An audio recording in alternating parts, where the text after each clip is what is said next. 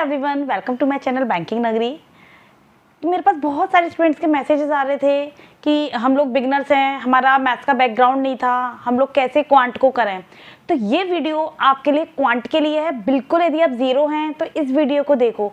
इस वीडियो को देखने के बाद आपके सारे डाउट्स खत्म हो जाएंगे कि क्या सिलेबस है, हमको कैसे करना है, अर्थमेटिक कैसे करनी है, कौन कौन से टॉपिक्स करने हैं। इस वीडियो में मैं आपको सब कुछ बताने वाली हूँ।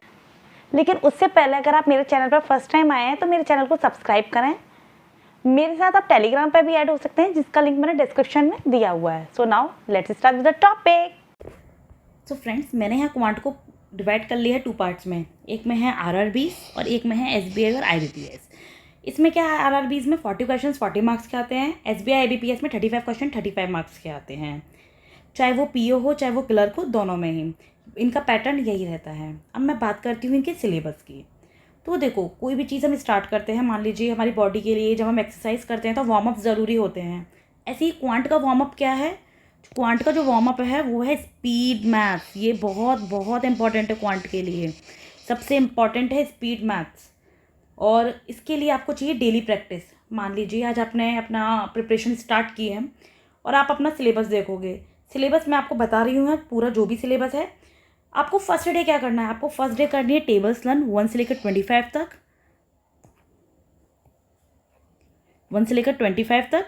देन आपको स्क्वायर्स करने हैं 1 से 50 तक, और ये क्यूब्स करने हैं। यस, ये इंपॉर्टेंट है, ऐसे मत सोचना है मैं ऐसे ही बता रही हूँ, नहीं, ये आपके लिए बहुत बहुत इंपॉर्टेंट है। मैं इसीलिए आपको सजेस्ट कर रही हूँ इसको करना।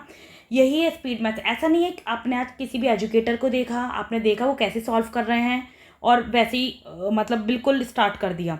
वो ज़रूरी आपको करना है वैसे, लेकिन जब तक आपके पास टेबल्स स्क्वायर्स क्यूब्स नहीं होंगे ना, बेकार है सब कुछ करना।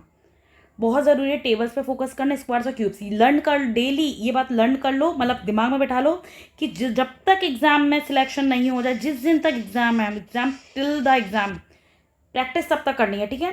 तो अब मैं बात करती हूँ कि आपको कितने क्वेश्चंस करने हैं। आपने मान लीजिए किसी भी एजुकेटर की वीडियो स्टार्ट करी, यूट्यूब पे भी मिल जाएगा ये आपको।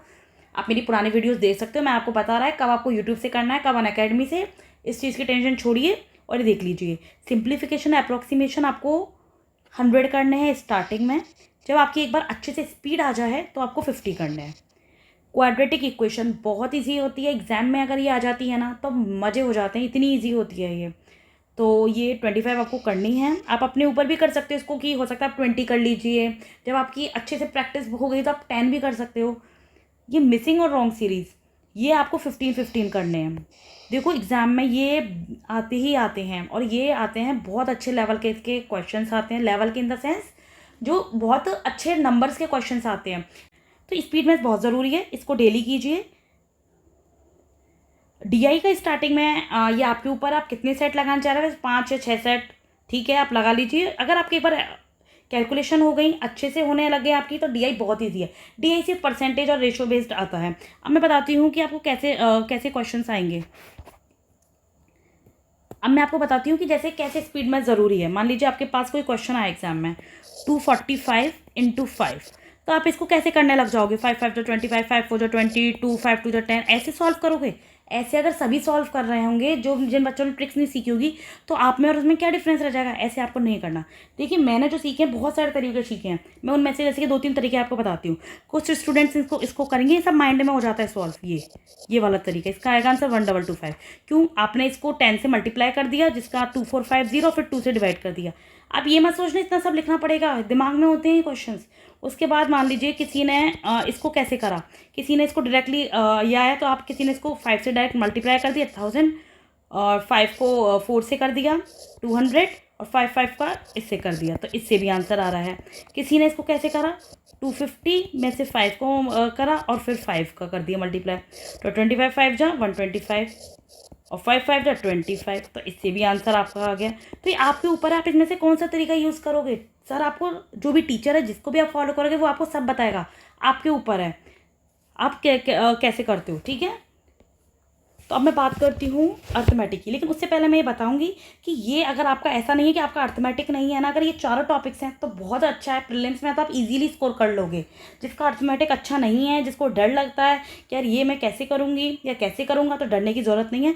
और ये ऐसा नहीं है बहुत ज़्यादा हाई लेवल के होते हैं, प्रीलिम्स बहुत ईजी होते हैं। अब मैं बताती हूँ कि ये 2 जगह क्यों लिखे हैं। ये वाले जो थे ना, ये इस वाले एरिया के क्वेश्चन से मुझसे कभी नहीं होते थे। ये टाइम डिस्टेंस वगैरह ये वाले मैंने करे थे, ये दोनों प्रैक्टिस नहीं होते थे मुझसे, ये अच्छे से हो जाते थे।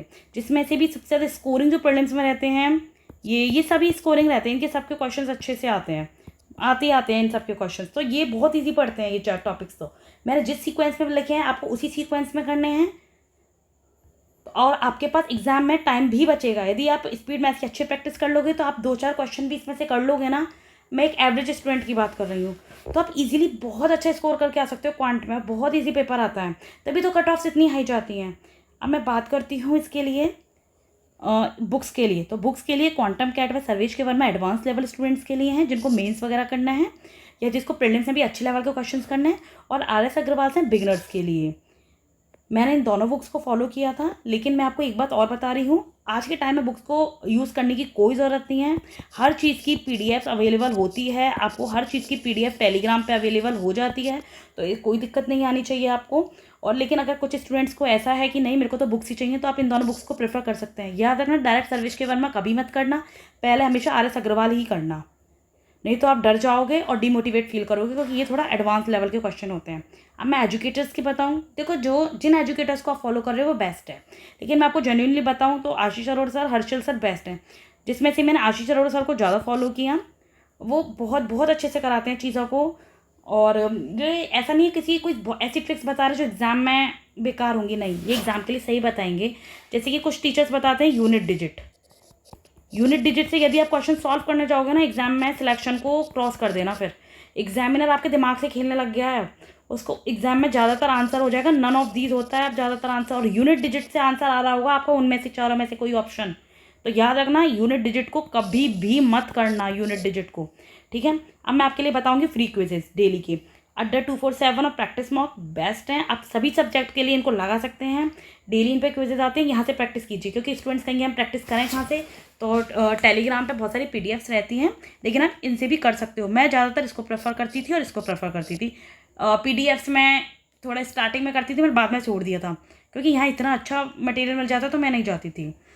अब मैं आपको एक चीज़ और बताती हूँ। तो फ्रेंड्स, मैं आपको एक चीज़ और बता देती हूँ कि ये चारों जो आपको टॉपिक्स हैं, स्पीड मैथ्स और DI, ये आपको 15 डेज़ में कर लेने हैं मैक्सिमम। मैं आपको बता रही हूँ मैक्स 15 डेज़ में। और ये स्टूडेंट टू स्टूडेंट वरी करता है, हो सकता है कोई इनको जल्दी कर ले और कोई इनको लेट करे, ठीक है। अब मैं आपको बताती हूँ कि अर्थमेटिक के आपको टॉपिक्स करने कैसे हैं। अर्थमेटिक मान ली आपने 15 डेज तक के लिए आपने अपने स्पीड मैथ्स पे फोकस किया और डेली DI और स्पीड मैथ्स किया। उसके बाद आपको सबसे पहले स्टार्ट क्या करना है, परसेंटेज, जो बहुत ही इजी चैप्टर होता है।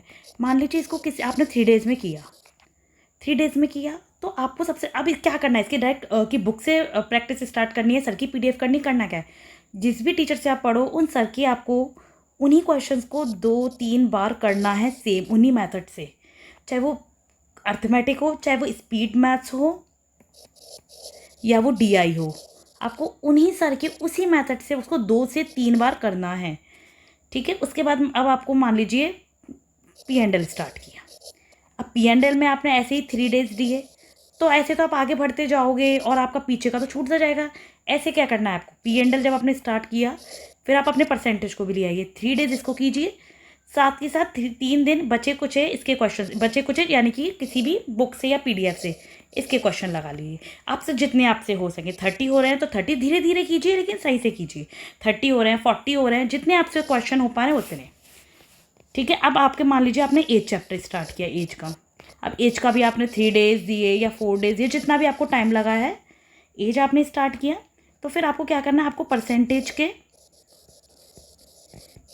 के आपको 10 क्वेश्चंस या 5 क्वेश्चन या फिर इसको ऑल्टरनेट डेज पर करिए। और P&L के आपको फिर वही सेट लगा लेने हैं। ऐसे आपका नेक्स्ट आएगा पार्टनरशिप, जो भी आप स्टार्ट कर रहे हो, ठीक है। पार्टनरशिप आया तो उसमें भी ऐसे कीजिए कि प्रीवियस टॉपिक्स के आप वही 10 क्वेश्चंस लगा लीजिए। मैं ऐसा क्यों कह रही हूँ कि जिससे कि अपना पुराना ना भूलो, नया हम करते जा रहे हैं, पुराना भूलते जा रहे हैं, कोई मतलब नहीं है ऐसे पढ़ाई करने का, आप सिर्फ करते रह जाओगे। मैंने ये गलतियाँ की, इसलिए मैं आपको बता रही हूँ। मैंने हर तरीके से क्वेश्चंस करने की कोशिश की है, हर तरीके का फॉर्मूला यूज़ किया है, कैसे कि अब मैं साथ में 50 क्वेश्चन करूँ तो कैसे बैठ रहा है, जब हम नहीं करते, बाद में करते, तब कैसा हो रहा है। तो इसलिए मैं आपको एकदम बेस्ट स्ट्रेटेजी बता रही हूँ, क्योंकि आप बिगनर्स हो, अभी से आपने करा ना, बहुत जल्दी सिलेक्शन ले लोगे, बहुत जल्दी।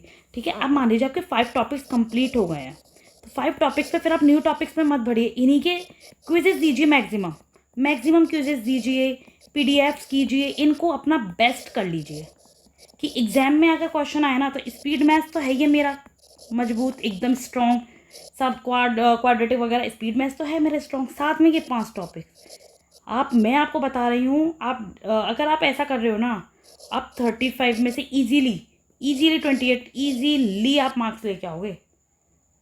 ठीक है, अब मैं आपको एक चीज़ और बता दूं, मैं आपको बता रही थी ना कि आरआरबीज और आईबीपीएस में क्या क्या पैटर्न रहता है क्वेश्चंस का। आरआरबी और ये हो गया आईबीपीएस और एसबीआई।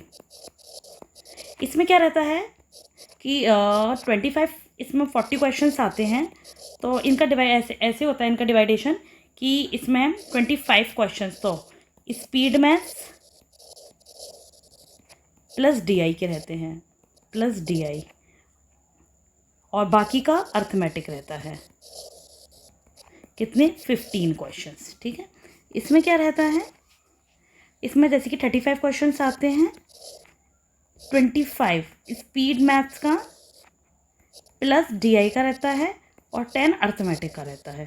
अब आप खुद देख लीजिए कि यदि आप स्पीड मैथ्स भी कर लोगे, सिर्फ ये नहीं करोगे, तो आपका कितनी जल्दी सिलेक्शन हो जाएगा, कितनी इजीली आपका एग्जाम क्रैक हो जाएगा। और मेंस के लिए क्या है, मेंस में इन्हीं सबका एडवांस लेवल हो जाता है। पहले आप इसको कीजिए, फिर आप मुझे बताना कि यदि दीदी हमको मेंस की भी आपको एकदम अच्छी एडवाइस चाहिए, वैसे मैंने आपको प्रीवियस वीडियोज़ में बता रखा है, लेकिन आपको और भी डिटेल चाहिए तो आप मुझे कमेंट सेक्शन में बता दीजिए, मैं आपको वहाँ बताऊँगी। तो फ्रेंड्स, आपने देखा मेरी पूरी वीडियो, मैंने आपको कैसे कैसे चीज़ों को बताया है, आपको वैसे ही मैनेज करना है।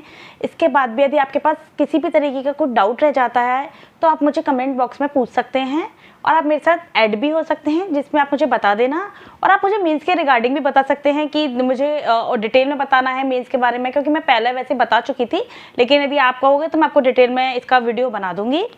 लेकिन मैं आपको एक चीज़ और बताना चाहूँगी, ऐसा मत करना, अभी आपने प्रिपरेशन स्टार्ट करी है कि डायरेक्टली मॉक पे जाना, ऐसा मत करना, ये गलती मत करना, डिमोटिवेट हो जाओगे। मॉक का मतलब है खुद को टेस्ट करना, तो पहले आप अपना बेसिक्स स्ट्रॉन्ग कीजिए, कंसेप्ट्स पर काम कीजिए, अच्छे से सब कुछ सीख लीजिए, उसके बाद होता है टेस्ट देना, फिर आप अपना टेस्ट लेना। ठीक है फ्रेंड्स, तो bye bye, take care, bye.